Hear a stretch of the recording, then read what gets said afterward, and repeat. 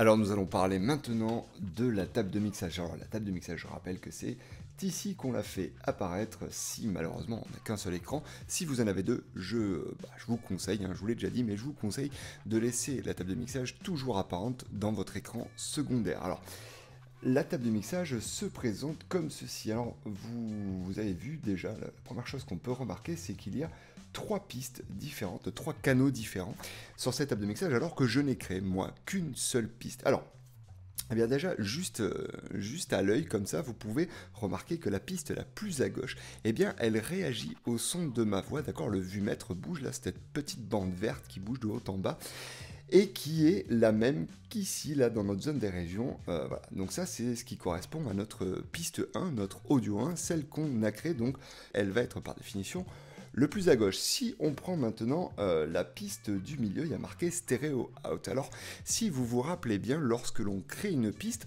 eh bien, on peut déterminer une entrée à cette piste-là. Donc, si je regarde ici, moi, l'entrée que j'ai sélectionnée sur ma piste 1, c'est Input 1, donc c'est mon micro 1, c'est ma ligne 1, mais vous pouvez en avoir plusieurs. Mais vous avez également sélectionné une sortie. Alors, par définition, elle va être cette sortie sur le Stereo Out. Et le Stereo Out, eh bien, c'est justement cette piste du milieu. Alors, le Stereo Out, qu'est-ce que c'est? Eh bien, c'est la piste de sortie générale, on va dire, de votre mix. C'est-à-dire que toutes les pistes vont sortir par le Stereo Out. Et c'est la piste la plus importante. Enfin, la piste de droite qu'on appelle, alors je trouve assez mal, mais on appelle ici le master. Alors pourquoi je dis assez mal? Parce que généralement quand on parle de master dans le son, eh bien c'est plutôt ce qui va correspondre au stereo out. Mais on va essayer de pas s'embrouiller. Bref, le master c'est une piste de confort. Si j'active un petit peu mon curseur de haut en bas ici, vous remarquez qu'en haut à droite là-haut sur votre écran, eh bien le curseur de master avance lui aussi de gauche à droite, monte et descend. Alors quand je dis de confort, c'est que il sert à monter le volume sonore global dans vos oreilles, dans vos monitorings ou dans votre casque, mais ça n'aura aucune incidence ensuite sur votre mixage.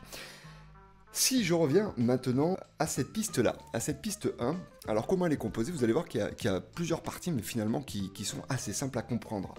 Ici, vous avez le M qui correspond au mute, c'est-à-dire que lorsque vous allez cliquer sur le mute, eh bien, on n'entendra plus cette piste-là. Si vous appuyez sur le S, à contrario, eh bien, c'est une piste solo. La piste solo, eh bien, ça veut dire qu'on n'entendra plus que cette piste-là, ou toutes les pistes dont le bouton solo ont été enclenchés. Le curseur du haut en bas là, permet de monter, d'augmenter ou au contraire de diminuer le volume de cette piste-là, en sortie bien entendu. Le pan, c'est ce qu'on appelle la panoramique qui vous permet d'envoyer votre son plus à gauche ou plus à droite ou au contraire de la laisser au centre. Et la sortie out, on en a parlé, c'est la sortie qui par définition va sortir dans la piste stéréo out. Et enfin, vous avez ici des effets, audio. Bon, ici, alors si vous voulez ajouter un effet à votre piste, eh bien c'est ici que ça va se passer. Voilà, et ensuite ici vous avez un EQ, donc vous pouvez cliquer dans l'EQ, ça vous fait apparaître un equalizer graphique. Vous pouvez le faire également apparaître par là. Voilà, c'est juste un raccourci. Eh bien, je crois que vous savez à peu près tout sur la table de mixage.